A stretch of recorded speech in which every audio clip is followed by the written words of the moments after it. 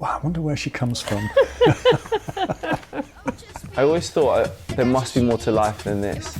No, but it does create a consciousness. Yeah, I grew up on there. Our parents originated from So, I mean, it has been enormously helpful to us. They'll do it very well. This is rubbish. This will never work in Southwark, getting people to sit down and talk to each other. I look in my window, think about tomorrow, think about The world as it could be.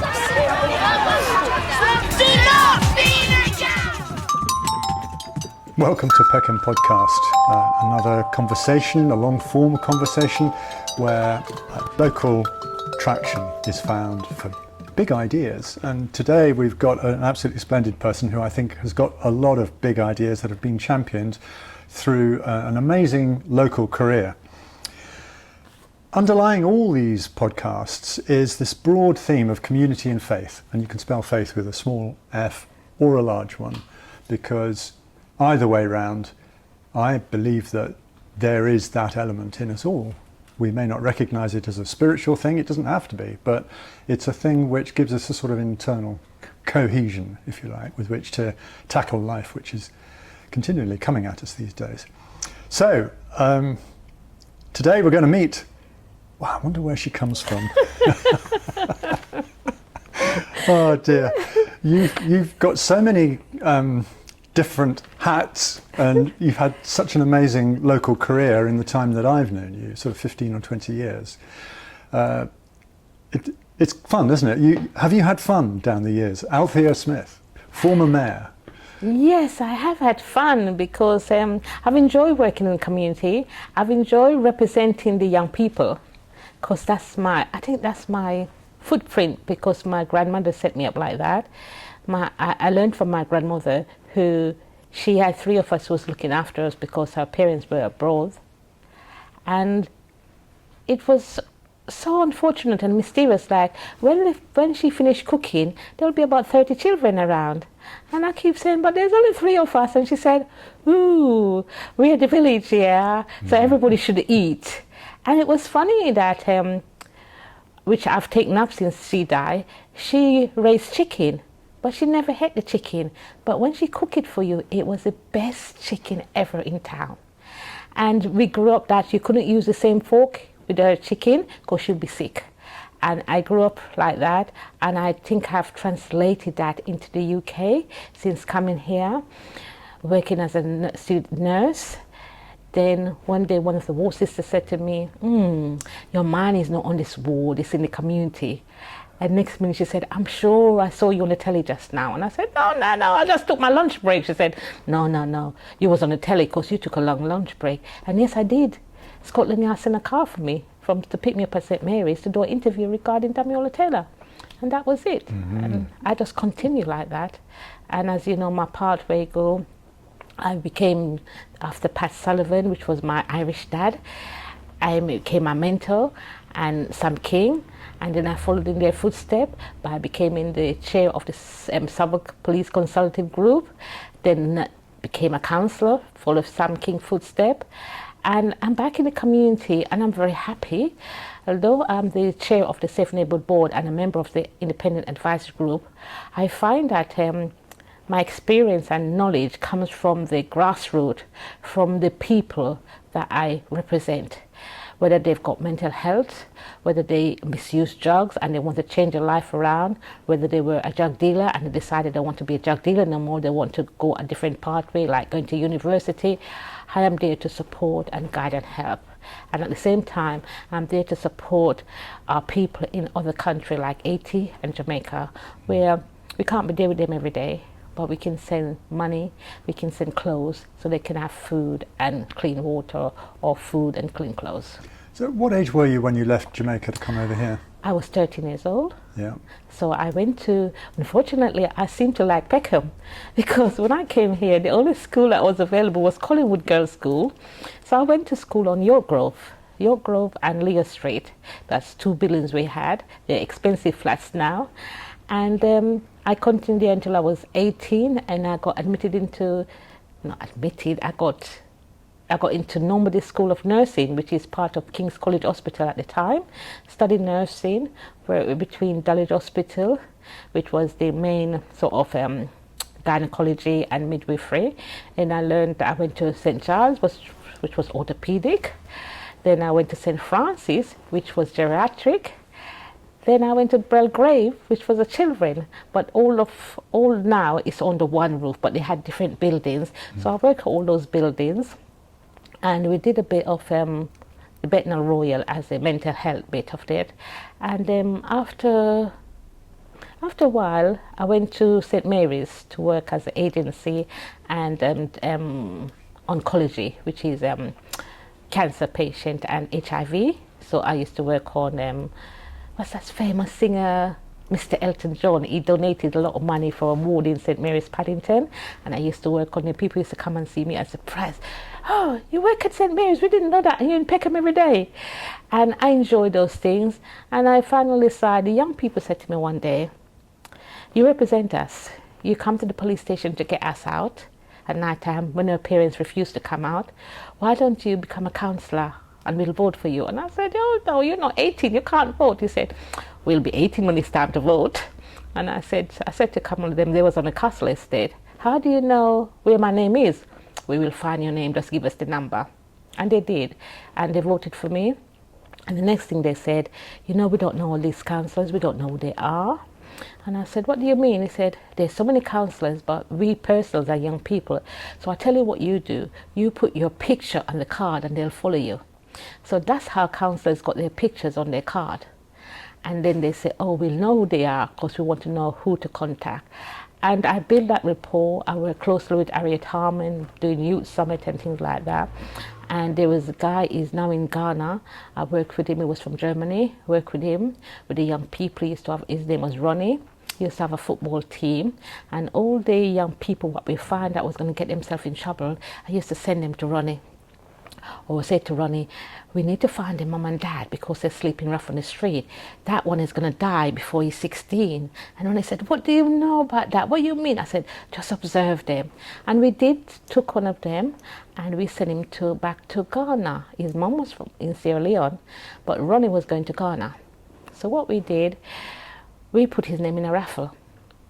And he said there was a football trip going to Ghana, and he said, I would like to go to Ghana, but I can't afford it, and I can't tell my dad why I want to go to Ghana, but he's already sleeping on the street, so he was already in danger.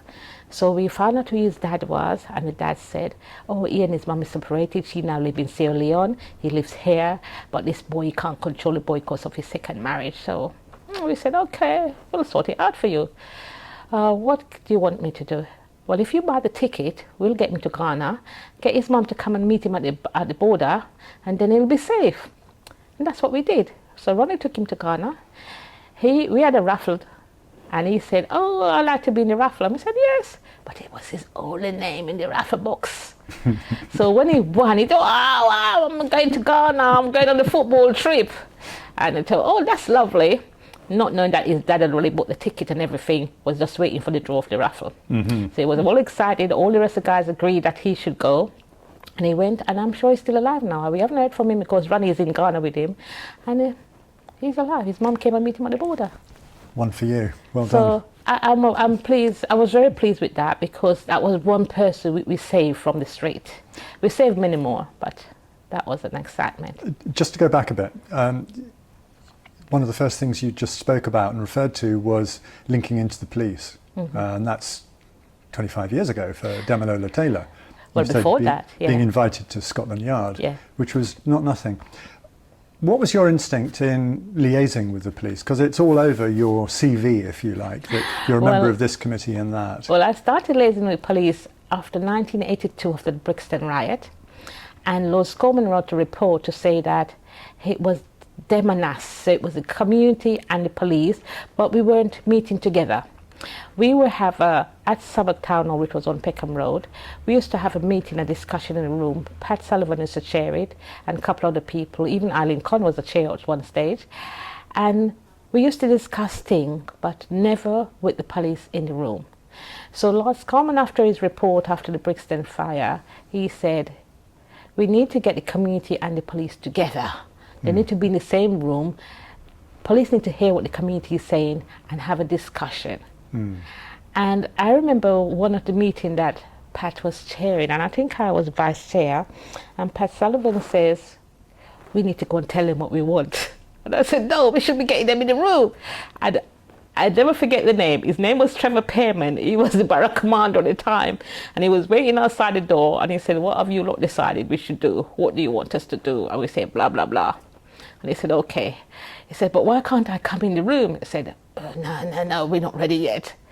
And eventually, we got them in the room, we sat on a table with them, and that's how I've built up that rapport with the police.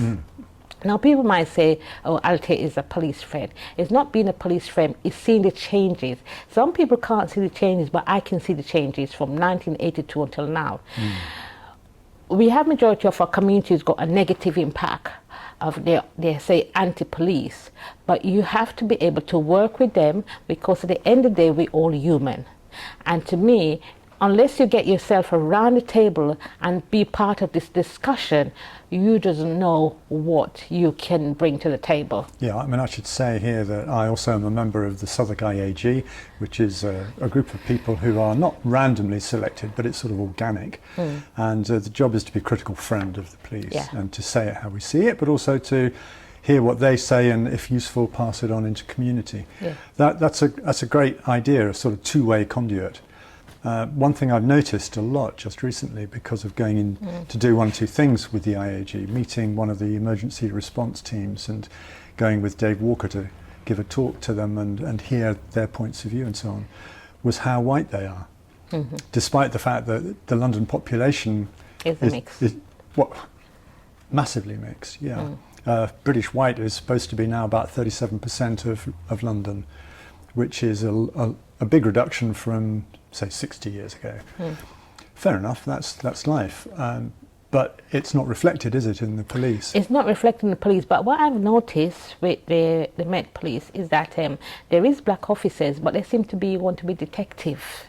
They don't seem to want to work on the front line. They prefer doing investigation. Because I've met a few of them. I've been part of the forensic team. I've been on the training forensic to see how they do the investigation and so on. And I noticed that majority of them on those teams are black. Now, the other day there was an incident, was last year, and the commissioner came to the Milo Telecentre. And I saw so many black officers, and I said, did you bring them in from Scotland Yard? And he said, no, they're in Peckham. I said, well, I don't see them on the street. And then Gabriel said to me, oh, Althea, they're here. Of course, Gabriel is a superintendent in Brixton, and he's from Jamaica. And although I wanted him to be in Peckham and they sidetrack him to Brixton, I can communicate with him anytime and so forth, and we can share. If I have something, I can put it to him and he can take it to his team and discuss it. And I do the same thing with Nigel and even Dan Ivory. I still see Dan Ivory. People want to know, how do I contact? I got his number. I can call him anytime and say, Dan, I need to come and see you for a cup of tea or something, or I'm going to bake a cake and bring a cake for you. And he said, don't come without a cake, So that's the rapport. And I say, it's not saying, to me, they're a human being, because when they take that uniform on, they're just like you and me. They go into a community, their children might be getting in trouble with another forces somewhere where they live. And we don't know that, because unless we are communicating with them and they want to share a part of their family history with us, we'll never know what their family is doing or so on. And sometimes the ones I get on with, I still have one on Facebook. I could call him and he said, oh, Alison and I, we are climbing the mountains, we're in Australia. That's how I get on with Malcolm Tillier. He's still there, a part of my life, no matter what. He will send me a Facebook message to say, Alison, which is his wife, we're going to climb this mountain today. We just finished building the house. We're doing this extension and so forth. And to me, I'm not saying everyone should do it, but that's just Althea. How does, I was going to say your community, how does the black community here in Peckham and this area of Southwark, how does it look upon you, integrating yourself with the police so much?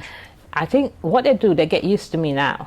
Before, they will look at you and say, oh, she's a grass, because that's a common word for you're a grass, you're a coconut or whatever.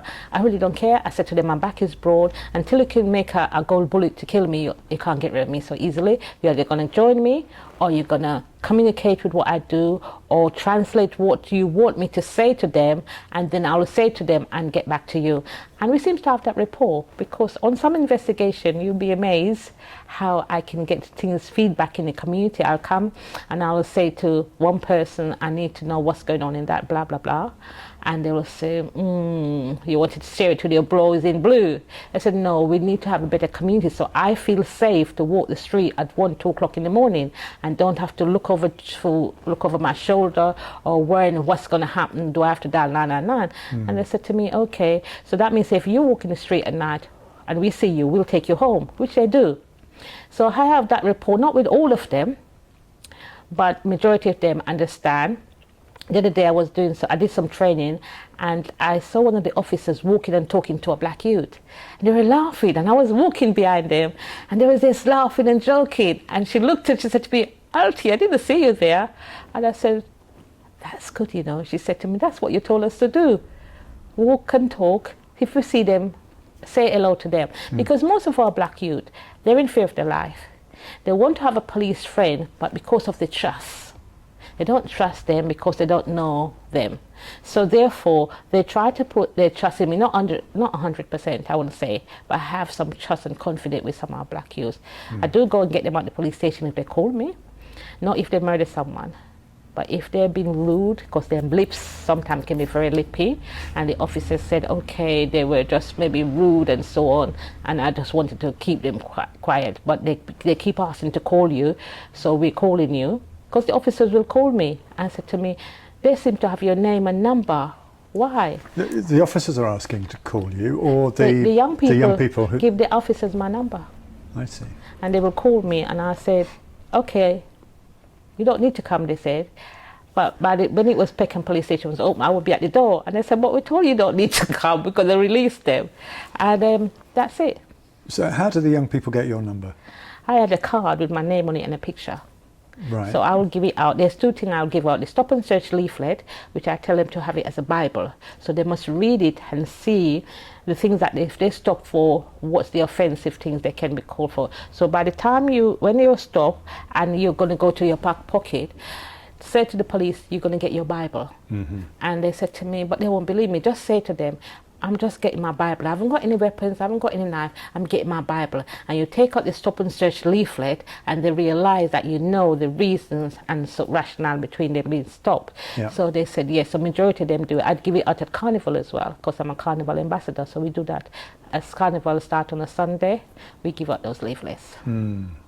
Yeah, so you're always then on the lookout for groups of young people, new to you, Yes. to distribute this kind of information. Yeah, we do it regular at Carnival, but if there's somebody I'm talking to, I see somebody and I'm making a conversation with them, and if I have it in my bag, I will say, have you got one of these? And they say, what it is, and then I'll show it to them, and they'll say, oh, can I have it? And they take it.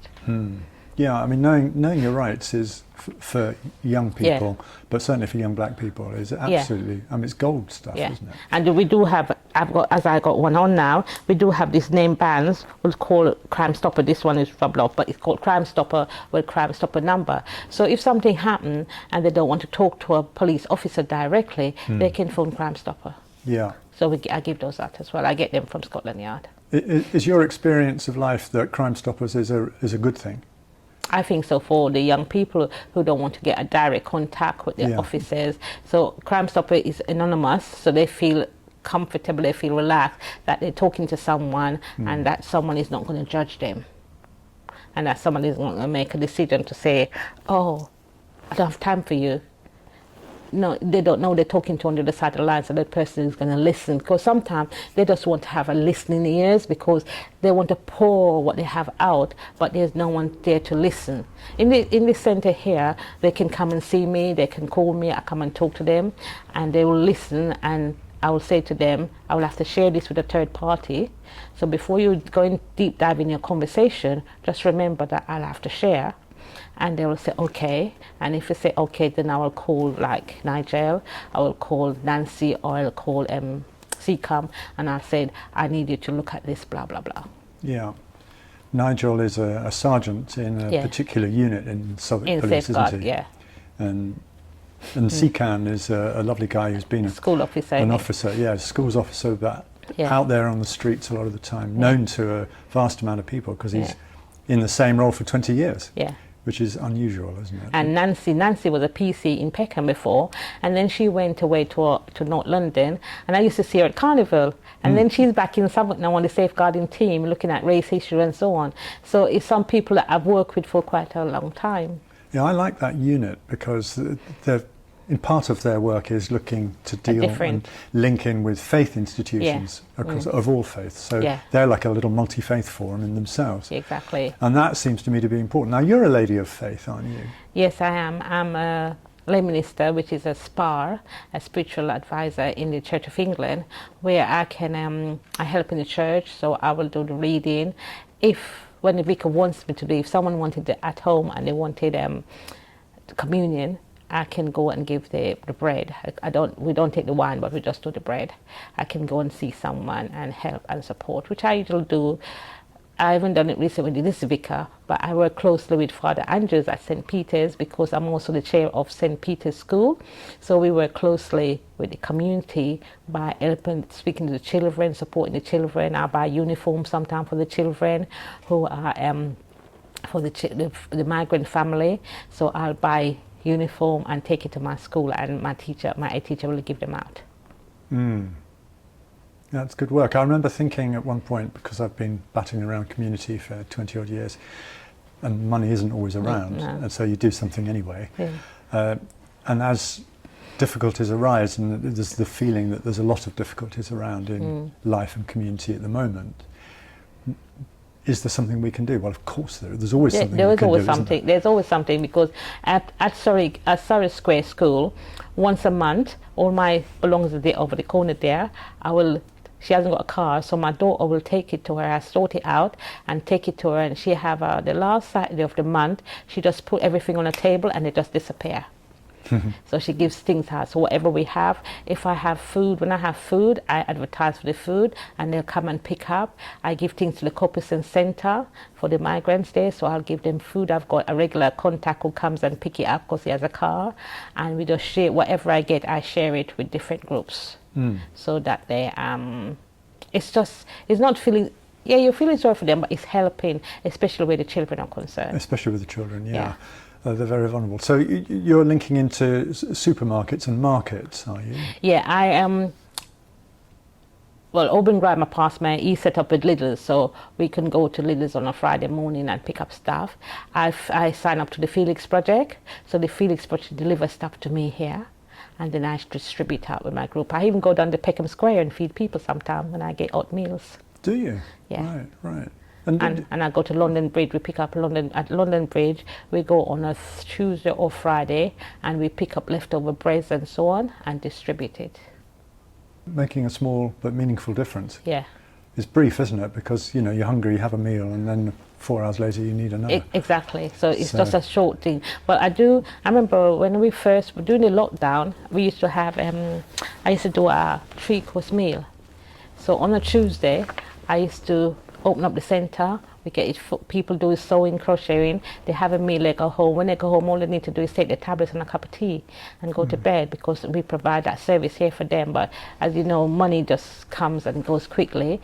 So I'm thinking of continuing. But out of that project, the Warm Hub, we've got a sewing class. That means every month, but sometimes they meet in this Saturday, and they're making their own clothes. The designer, she you measure yourself, each other, you design your own pattern, and you make your own garment, and we're going to have a fashion show in October.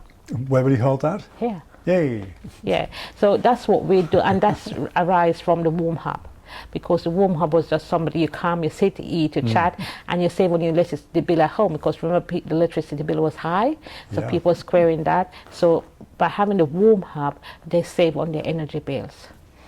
You may get more people this winter, because The government's we stopping. are going to energy prepare thing. for that. We're going to Yeah. prepare ourselves for that. So I'm going to talk to some funders and see if I could get some funds so we can open the building and they can come, provide a warm meal for them, and then even giving them out, maybe give them a small food bag or something to take home. Of course, we usually do that because Morrison did give us stuff as well. Because I talked to Rose. Rose is a champion for Morrison, so now and then she gives me some stuff to give away. Yeah, so I get this feeling that you don't stop. No, don't stop. We even have a group in 80. We have a residential home where a lot of us support from Canada, America and UK. And I joined that group when I was the mayor, and a lady came to my office and said, we're going to 80, we're looking after children. We started with the Red Cross, but we don't like what the Red Cross is doing, so we decided to call ourselves Share Foundation. She was a minister, and we're all Christian women. And we went with one photographer, and the photographer, he was born in 80, but he moved to France, and that was the first time he was going back to 80, and he came with us, and we took pictures and everything. So we've got a residential home with it should be about 100 children there now, and in the village we got 40 children. The 40 children in the village, anyone can sponsor those children. You sponsor them, but we won't bring them out of 80. So you sponsor them, and every Friday we have a pastor and a team. So whatever money we send, pay for the pastor and pay for the team to buy food. So they'll buy food, and every Friday they'll go and pick up the basic things are cooking oil, flour, red peas, because their main diet is red peas and dumplings. And they'll go and pick those up every Friday for a family. So we look after those family, and they once in the home, like the Canadians do things. We do go down sometimes as a medical team. We ask for nurses and so to come with us. So out of that now, they have a children home. They have a church. They have several churches, but one church is on the site. Now that church is a church on Sunday. In the daytime is a clinic. On the evenings a homework club. And on a Saturday is a training center. Perfect. So that's what we get at. And those Yeah. people are trained, they go back in the community and help Yeah. the rest that's not. It's interesting, isn't it? Because there's, people are worried about how culture is very divisive at the moment. But at the same time, as soon as there is any kind of serious difficulty across the community, people come together. Yes, they do. It's and automatic. I was a member, I was a president for the Kiwanians, one of the Kiwanians group. Now Kiwanians is an international group that started, it's going for over 106 years. And we started in Pennsylvania, where two friends decided that they had so much money, and they were allocating their pocket money and banking it. And they thought, how can we use this money when we didn't have any children? So they decided to set up a group called Kiwanians, where they look after children across the world. So we have a group here in London, which I was president for the South East. We've got different branches. And so it's a membership team, so we join membership, we raise funds, we help people in UK, but we help people abroad. So we're in Jamaica, we're in somewhere in Nigeria as well, because I started, we're also in 80, because I went and launched it in 80, so they go and deliver containers in 80 from Europe. We're mostly in Europe, in Luxembourg, Italy, Austria. So the European club is quite big. So if we identify stuff, Europe will send containers to the Caribbean. So they have a head office, and like the hurricane, as soon as there's always things packed and ready. The recent one, Beryl. Yeah, with any hurricane, any disaster, Yeah. they always have things ready just to ship to this country. So that's Kiwanians, which I'm still a part of Kiwanians, because I find that it helps people a lot. It helps family quite a lot. You were vice chair of the Kiwanis UK. And I became Lieutenant president. elect. It Yeah. sounds very posh. Yes. So it really is quite a big organisation. It's a now. very big organisation. It's big. It's in Australia, New Zealand.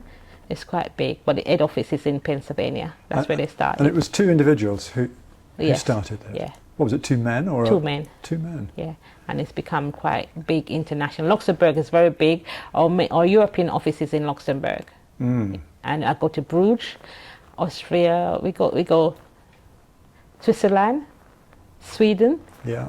They're all there, Yeah. and they come to London sometime.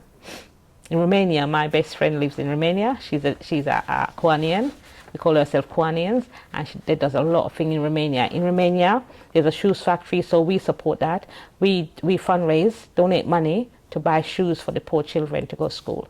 So we send it to Romania, and they will buy out of the factory to make the shoes, and they will deliver it to the thing. We've got a building in Stanford. We've got Kiwanians in Stanford, here in the UK. Yeah. And they do a Father Christmas trail every Christmas, raise funds for the children, and they give scholarship out. So if you have a young person who wants a scholarship and mom couldn't afford it, we'll pay for the scholarship. Yeah. So, yeah. It's a multicultural world, and you're quite a globalist, aren't you? But you're obviously utterly dedicated to your roots, to Jamaica, to the island. Yeah, I'm dedicated to the island. Today is Emancipation Day. Although you hear a lot about emancipation, we still think Britain should pay reparation to different islands, and we're still working on that. So there's a big march today, and the Bishop of Canterbury was in Jamaica 3 weeks ago, discussing this topic, and I was sitting there and I was trying to listen. I said, "Oh, that's my bishop," on the radio, and it was a good and heated discussion. But then I found a church that I grew up in as a child, and then the fabric is deteriorating, and then I found that it was one of the slaves, where they used to have the slaves in Jamaica. So I'm going to work with the Church of England to see if there's some form of restoration, or they could maybe repair some of the things in the church so that it could continue, because it's been going there for a long time. Well, I know the Archbishop is proposing to offer £100 million to... Yeah, some people don't want to take it, but I'm willing to take it to go and restore the church. Well, certainly if there's...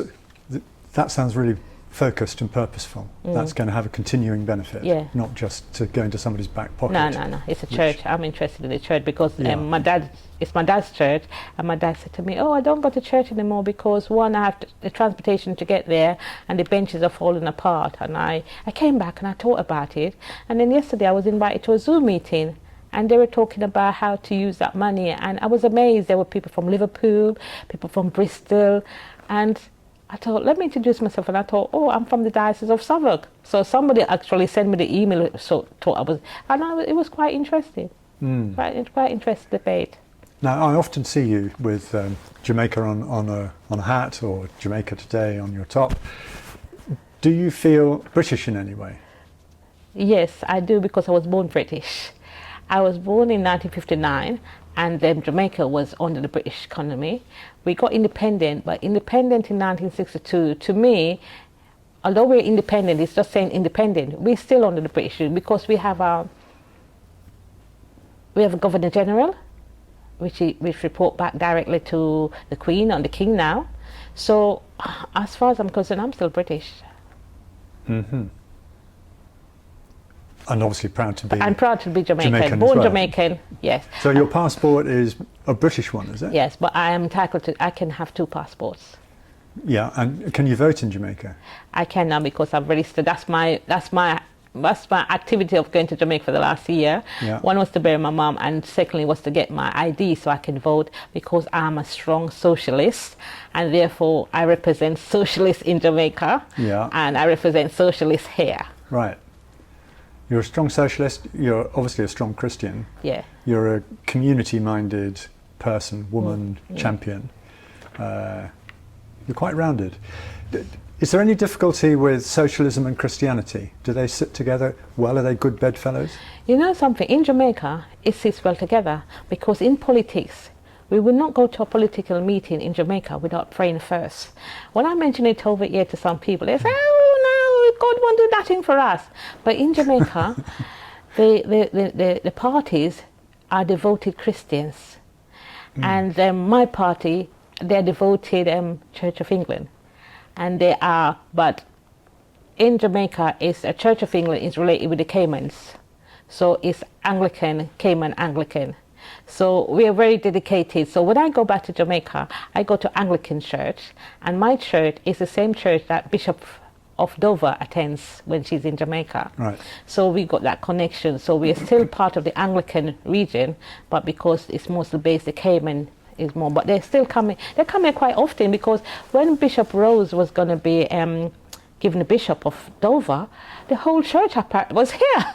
And they said to me, where was you? We didn't see you. I said, the tickets were sold out. And that was it.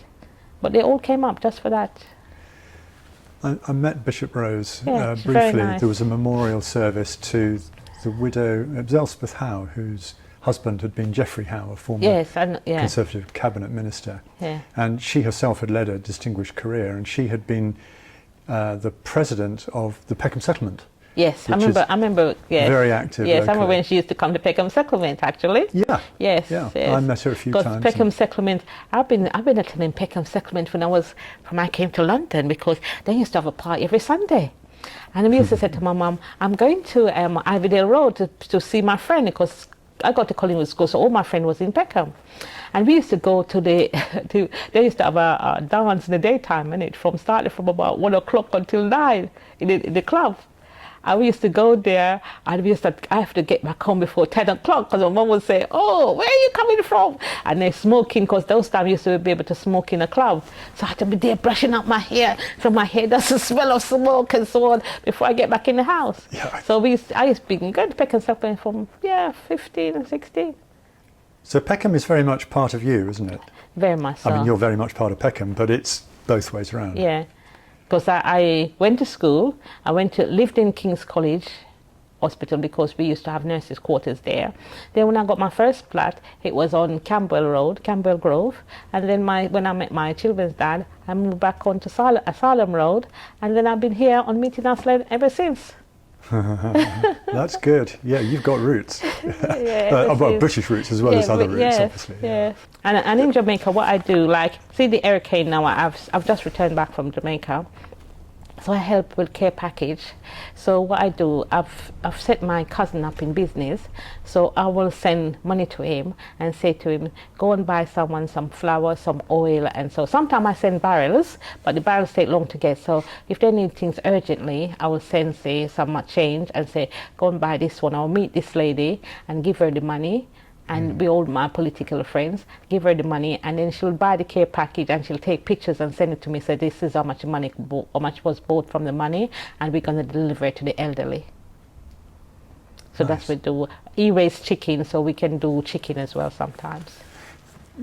Listening to you tell your stories, it feels as though you're engaged fully in life, and occasionally something will pop up, somebody will come, there'll be a need for, and you make a response. The early part of your formal local career, you're a shadow cabinet member for culture or for youth and committees, and then you have your year as the mayor, and that was a fantastic year, because it was the London Olympics. That was your year. So you must have had a fantastic time in a very formal way, very sort of structured existence. Yes. You do this, you do that, you have to go here, you have to go, And you wear this, you don't wear that. You appease everyone. So you're not, when you're mayor, you're not there for one political party, you're there for the community. So therefore, you're there for Southwark. And that's how I saw my role. I represent Southwark. And as I said, with the shadow committee for children, I represent the young people. And I said, please, try not to get yourself in trouble. And if you do, don't make it so bad that I can't represent you. I want to talk to you. Let's have that discussion before it happens. So we have discussion here to say how to get off gang. I have a tutor that comes in and mentor them, and they can talk to them on the phone. We have a phone line. You scan it, and you could be talking to a police officer on the end of the line. You don't know, because they are part of a team that's mentoring young people. They could be psychologists, they could be social worker, and your parents is in the background. The parents will give permission. You talk to them, you get to know them. If you want to meet them, you can meet them in public, but we just have them at the end of the phone. And sometimes it's about a career pathway as well. If you're interested in joining the police force, they can direct you into joining different stuff. We have people who are gone back to university after this side that said the street life is not good for them, but they've got the education, but they just wanted to do that fast life, and the fast life is not working, or the fast life is going to get them killed before they're 23. And you want them to go to a different pathway. Now there's two things Althea will do. Althea will get you sent to Africa, and you go and sit down and you change, and you don't have no electricity, you have to light a lamp in the night time, you have to go and get water in the morning to have a bath and a shower. And when reality hit them, can we come back to London, please? I've got a group of young people, they meet me outside Wimpy Bar, and they said to me, can we go to Gambia? But we want to come back. Yeah, it's what people need. They They just need need to that reality understand. check. And I've done it to my nephew. My whole nephew did that. We sent our nephew to Ghana. He didn't have no water. He didn't have no water. He had to go and catch water to have a shower. And he thought, but when I'm in London, I get up and I turn the tap Just on. on the tap, yeah. And Flick a reality switch. check. And when he came back, Yeah. his life was changed. Yeah, There was a group on Old Kent Road called Springboard. You get them and send them there, and Springboard organise everything. That's really wonderful education. Yeah, and they enjoy it. When they tell you that they've enjoyed it, it's a different experience. They miss their London and their friends, but it was a different experience. Now, I have to mention what seems to me like potentially the biggest award one could receive, and that was, I think, followed your mayoral year, and you were given Freedom of the City of London. Yes. That sounds like a genuine honour. How do you respond to that? Wow. Well, I've heard about people walking sheep over London Bridge and so on, and I thought, wow, would I be privileged to do that? I remember one of my secretaries said she's going to sign me up and make sure I get an award. And I thought, no. And she said, all my mayors get it, so I'm going to do that. And then I mentioned it to our Lambert mayor. She said, but we're not given that privilege in Lambert. So I explained to her why we are given this privilege in Southwark. And she said to me, nobody would think you were Jamaican, you know more history and more Southwark than anything else. I said, no, I'm still learning. And then I found out the reason why we are honoured with that privilege in Southwark. And it was amazing.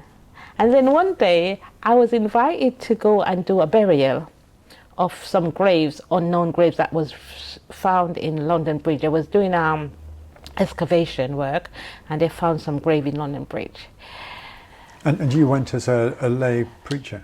No, I went as the mayor. As the mayor, yeah. At the Southwark Cathedral. Yeah. And I found out why we was given that privilege of citizen, of freedom of London. Now, in the old days, centuries ago, the young ladies would dress themselves up and go over to the city to entertain. I'm saying no more. Yes. And that's why Southwark has got that privilege. Now everybody seems to go for they want freedom of the city, but they don't know the reason behind it.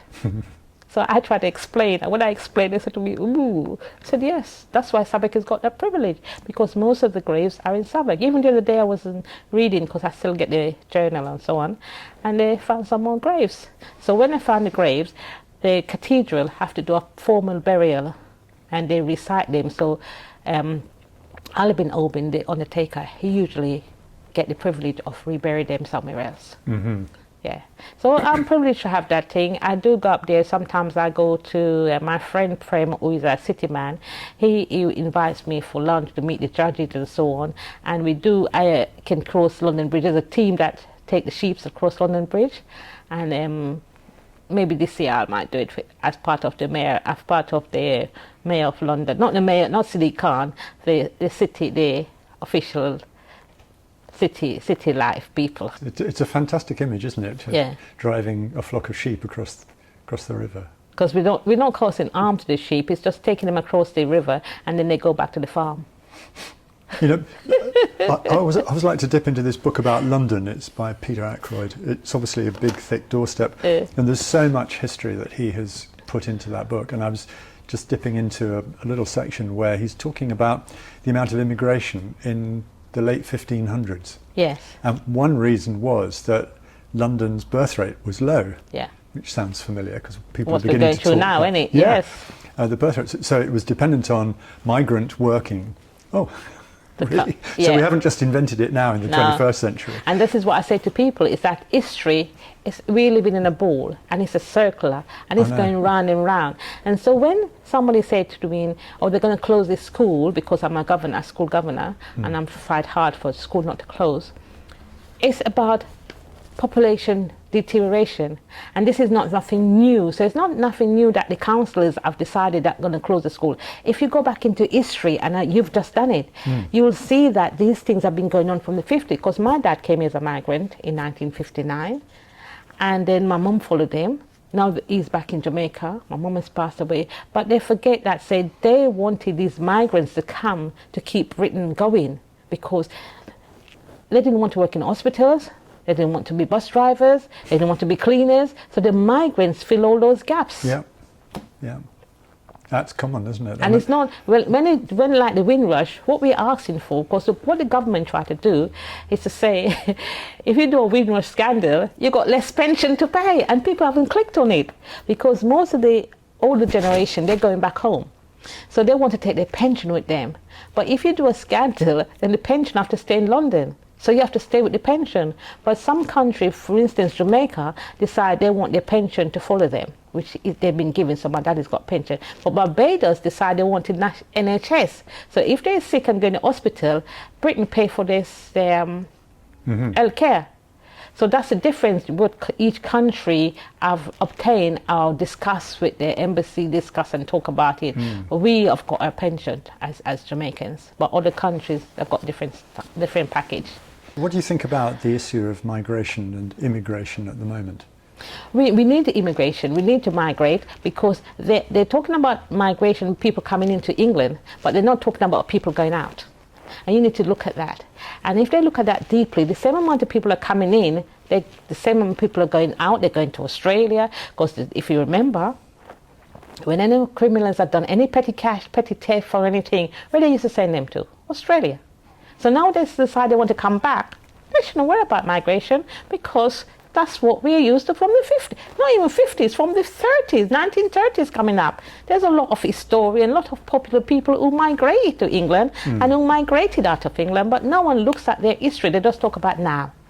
And if they look back and look at the money, what they save, and look at the money they inherited from all these migration things, from all the rivers, they like the river in Rotherhithe, which was the Queen Anne gave it to her niece, her goddaughter, and now they split it up into three. It was one big river, because that's where all the tobacco, the sugar, and the coffee used to come.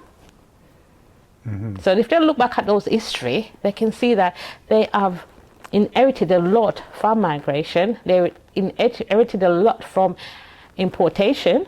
Of course, you got the sugar, you got the Tate Modern. It's a lot of sugar cane money. So I'm not here to go into the history of that, but that's how we look back at the history to say that. I said, we're here as the second and third generation, but we're here because you wanted us here, you wanted our parents here. Now we are born here, because my daughter would not say she's a Jamaican. My daughter says she's British, because that's how she calls. My son will say, I'm British. I've got a Jamaican mother, but I'm British. I had a Jamaican dad. I'm British. What do you think about that? Does that hurt a bit? No, it doesn't, because it's up to the individual to find their roots. So long as us, we maintain and tell them that, say, they are second and third generation, and they came from somewhere, because history goes back a long way, because originally my granddad is from Cuba. Okay. So it goes around in a circle, and you have to look at your roots, your DNA, your ancestral roots, to find, if you really want to know where you're coming from, you dig deep. Indeed. I remember 20 years ago I got quite close to a number of people across the Somali community here in Southwark, and one of the phenomena seemed to be for that community that they had a lot of fathers missing from the families because they'd been killed in the war. Their terrible civil war. And so you had the classical setup of a mother who was very much in the background at home, because that was their culture too. The children would go and they would absorb British culture, they would learn English at a rate of knots, and the mother would not. And she would be upholding the tradition of her culture, and the children and the parents tended to sort of have a difficulty, were being pulled apart just by life. Well, I've helped with that community. I've got a lot of friends, and I remember Sonia Morrison, when she was a counsellor, and she said to me, when I'm gone, you've got to continue the work. And I said, what I've got to do? She said, you've got to help blah blah blah blah. So what I used to do is that they used to come to me when we go to weddings, because I go to a lot of their weddings and so on, and they say, we don't speak English, but we need your help. And I said, what can I do for you? She said, we'll get you an interpreter. and then she'll tell us. So I used to organise like a bus to go down on the Rockingham, because the most was on the Rockingham Elephant Castle, and the bus will go there, and we'll have different healthcare workers on the bus. And the men used to come on the bus and say, oh, they can't speak English, so we're here to interpret. And we said, no, you're not. They told us to organise this without you. So we already had our interpreters in place, and they would talk to the healthcare plebs and talk about diabetes or whatever, even about, I've taken a lot of girls away or going to mix arranged marriage, and they come to me and they said to me, if you pass a house and the house is all black out with dustbin bags, that means that one of us is in there afraid. And I thought, but I can't intervene because it's your culture. And they said, no, we'll come and find you. And they used to come and find me, and I take them to the police station, and they get someone, liaison officers, to talk to them, and I'll leave them, and then they will sort them out. So I've done all those sort of work in the background, because to me, we're supporting the community. If they come to you for help and you can help them. But I wouldn't intervene in their culture and say, you should do this, you should do that. Yeah. But if they can seek help, we will help. This is a really difficult area, isn't it? Because I noticed that our current mayor is a lady who is Muslim, and she also posts that she is an FGM ambassador. Yeah. So there's a classic example of something which people in, say, our British culture find incredibly difficult. Yeah. Female genital mutilation. Yeah, I promise I'll be working with her, because she says she wants to work with me with the Jamaica community as well. So we'll be working together. But do we interfere in somebody else's culture? No, we're not interfering. What we're saying is that because you're in British, you need to stick to the British rules. So basically what we're saying to them is that you have your culture, because we have polygamy goes on in Britain, but you don't know about it until someone tells you. So we'll have a man, and he said he's a Muslim, and he's entitled to 4 wives. Because I had one, he's in Brockley, which practiced that. But the wives are not happy, because they say that we live in London now. But if I go to Ghana and the wives are there will be a big complex. Just think of Dallas, and everybody's got their own little houses, and that's how he is. His daughters live here, but he's got different wives in America, in Ghana. And I'll go there and I said, hello, Daddy, how are you? And they said, which house are you going to stay in tonight? And they said, this is the main house. Everybody takes turn to come over at each evening. And I'll go home to the different houses, and I meet all the different wives, and I meet the children and the grandchildren. But that's his life there. So what we're saying, that's your life in Ghana. But when you come here, observe the British rule, observe the British culture, because if we come to, you don't want us to breach anything in Ghana. Oh, I'm just giving Ghana as an example. So he said yes. And I get on very well with his daughters, because one of them is going to be queen, so I'll be going for that in Ghana soon. And so where it comes with the mayor, she just want to observe the culture here, and she said if she go to Somalia, what they're doing, she's not going to obstruct it, because that's the culture. But over here, she wants them to respect British culture. And not to practice FGM. Because it's dangerous, and the young girls, of course, she explained what she went through, and the girls are explaining the difficulty what they faced in when they get married, blah blah. And I've been to several weddings, so they're faced in the difficulty, and they're speaking out basically. They used to just quietly that when they're 11, they're taken away, and they come back when they're 15 or whatever. And then at the school, we observe that as well, because we realize what they're taking. And that's why, if you notice, the school is very strict and about when children can go on holidays and so on. That's a part of it, but we are not explaining it like that. But that's a part of it where we restrict, say, you can't take your child out of school, of course it's not school holidays yet, because there's a certain time of the month. February is the most popular, when they take the children out of school to take them on. The Somalia and so on, or Ethiopia. So we're not saying to you that said forget your culture. We're just saying observe. Yeah. I mean, one of the things I was just going to say that used to be a given in British culture, whatever that quite is, because now it's difficult to define. It's kind of lost itself momentarily, and we need to understand it somehow. Yeah. It's probably metamorphosing into something very multicultural. Yes, yeah. But to be multicultural, it's easier and better, I think, if there is a sense of what you are arriving into.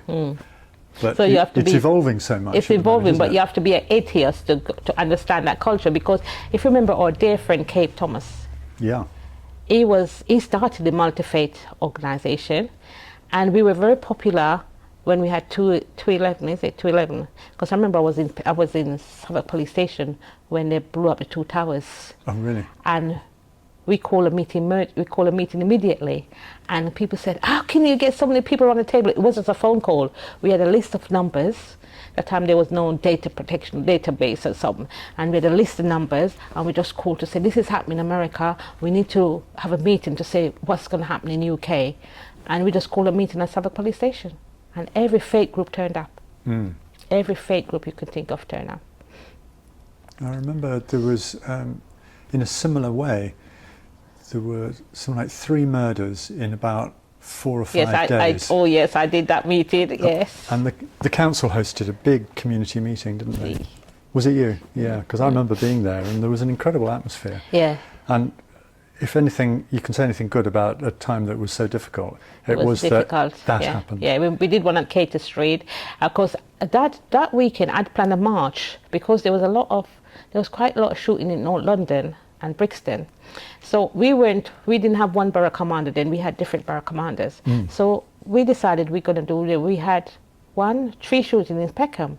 So we decided we're going to do a march across the from Peckham police station to the town hall, which was on Peckham Road. And then the night before the march, there was a shooting outside the Woolmer Castle pub. So we had to divert. We didn't cancel the march. We had to divert and go round to Commercial Way and then come up and then go back up because it was a crime scene. But we didn't give up because that's how Mothers Against Guns started. Yeah. Because the mothers were saying, I said, it's our son's been killed, we should be organising. I said, well, as the chair of the Southwark Police Consultative Group, I've organised it, I've taken the lead, you lot can decide it. I remember we had a meeting in Peckham Police Station, and one of them come and say, it's Mothers Against Guns, it's my son. I said, it's a community against guns. So if you want to have Mothers Against Guns, go and do that and leave us alone. In the end, I became friends with her. And it was Lucy. Yeah. And she said, oh yes, you're all right, you're such a strong woman. I said, yes, it's a community. We accept that you've lost your son. We have empathy with you. You got all our support, but you must realize that the community is being affected. And it's not just you as a mother, there's a vast amount of other mothers as well. So therefore it's a community against guns. Community against guns, that leads me to a question I want to ask you. Does the black community, well, it obviously emphasises its focus on its own community, its own cultural community, which is presumably either Caribbean or Caribbean and West African broadly, but it wouldn't extend into Asian families necessarily and not British white families in that first instance. Is that fair? At first instance it wouldn't, because the simple reason, because we had Operation Trident. Yeah. And what Operation Trident was concentrating is on the black community. And when you say black community, it was the Caribbean and the African community. So therefore, it's only now it's been extended so widely, but at that time it was just it was first it was the Jamaicans, and then at one night somebody got arrested and said, oh, I'm from Jamaica. So the officer said he didn't realize that the officer, although the officer was white, he was married to a Jamaican, which I know very well. And the officer said, which part of Jamaica are you from? And he started to name this place, and the officer shake his head. He was giving me the story, he shake his head, and he told, so what street do you live on? And he couldn't call a street, because this officer knows Jamaica so well. And then he phoned me and he said to me, guess what? I picked up somebody last night, and they said they're from Jamaica, but they don't realize my wife is Jamaican. And he started telling me this name, and he couldn't identify it because it was in Africa. And we were getting a bad name. And that's what we rebelled, and we said, if they get arrested, please say where you are. If your dad was from Ghana and your mom is from Jamaica, say you're mixed heritage, say you're British, but don't call Jamaica first. So I'm very adamant at that. Although you see that I'm British, I'm very adamant. If you get arrested, please say where you are. Say you're British. If you can't call them, say you're British. And that's how that started as well. So now Operation Trident was just concentrating on, oh, it's always Jamaicans with the gun. No, it's not. It's the Caribbean, African, and mostly it's Asian, because I remember when I did jury service and we had a drug case, and when I thought it was going to be a black coming out, it was the Asians. They were the big dealers. Mm-hmm. But the people was on the street, people were the small Jamaican boys or whatever, and they were the street soldiers. We call them foot soldiers. Yeah. So that's how things got out of control. We're very governed in our understanding of the world by mainstream media. Yeah. And yes. they don't always tell you the full story. Yes. They don't give you all the shades of grey. Yes. And that's one of problem. And that's when we had a lot of mental health cases, and they said that people were killed by a mental patient and so on, and we asked the Guardian to sponsor a conference because they were the worst implicator in the news, in the media, about diminishing the community, and they pay for a conference. And that's what we need to do that. When the newspaper is doing it, we get them to support the conference by paying the speakers to come and talk to us and getting young people off the street by giving them something positive to do, apprenticeship, whatever. Takes a village to raise a child. I hear this phrase a lot. Definitely. And it doesn't come from white people. No, it comes from everyone. And I love that image. Is Peckham a good village? It is good in a positive way, because you see, Peckham get a bad name because there'll be 2 shootings tonight, and they will go, oh, there's 2 shootings in Peckham. Now, out of those shootings, it's only 1% of those people are criminal minded. The other 99% who are doing well at St. Thomas the Apostle, who are doing well at Harris Academy. Harris Academies. No one talks about them. No. They only talk about the negative impact and try to bring Peckham down. And I always say, I found out in Jamaica that there's a district in Jamaica called Peckham. And I'm trying to link it up, but because of the thing, I couldn't go there. It's in Clarendon. I'm trying to link it up with Peckham because I'm so proud of Peckham. Peckham twinned with Peckham. Yes. So that's my next goal. That's my goal. Come and I'm on, looking Althea. for support. I'm looking for support from everyone. So it's not just Althea doing it. Because Isin Parson used to be a member of the SCCR. She found out, she did the research, and she told me, oh, you got to link it up. So I'm determined, but with everyone's support.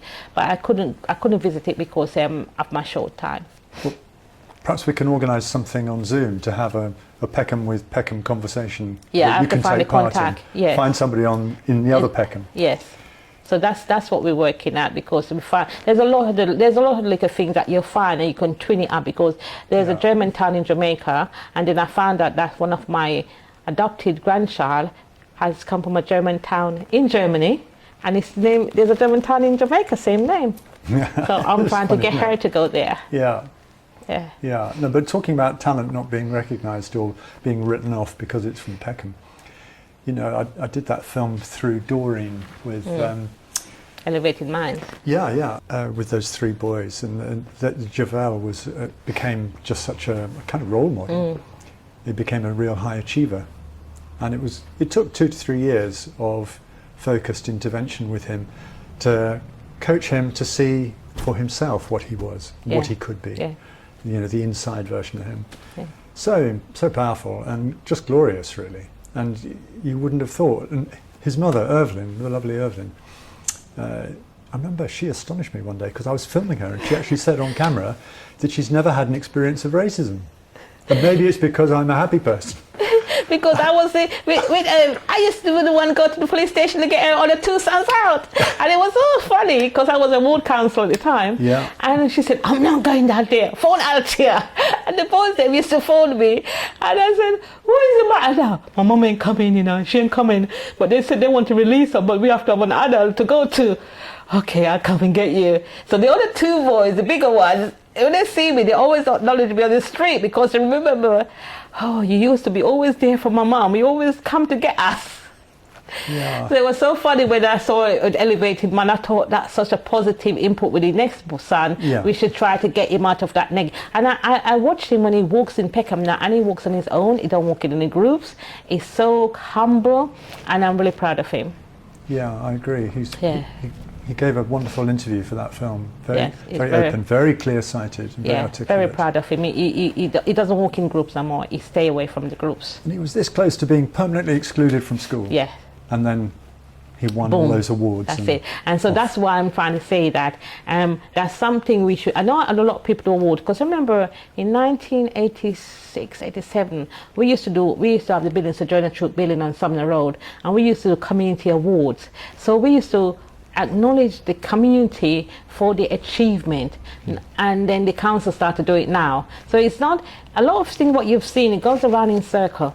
It didn't start from the council or the politician, it started from us as grassroots, because I was so much grassroots. We had the Unity Centre, which was an old building, and they set it up, now it's a church, and we used to do achievements for the young people, for the people in the community. So if we have a shopkeeper who we're thinking, okay, if a child is going to be attacked, he will keep that child in the shop until the police come, we would give those people an award for safety, for protecting the community, for looking out for the community, for feeding this one we used to call, she's still alive, she's about 100, Auntie would go out and say, oh, I ain't got a lot of money, but here's a £1, because £1 used to be a lot in them days, 87, and that's how we used to work. And we still do that, but there's far and few between, because the elders are dying out, and we as the younger ones, we need to pick up the battle and carry it through.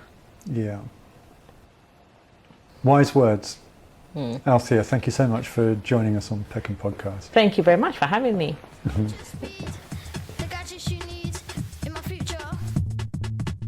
Silver rims and the racing trims in my future. So I kick back and enjoy the good life in my future. I sit back and enjoy the smooth ride in my future. That was an edition of the Peckham Podcast. Make sure to tune in again for the next local hard hitter.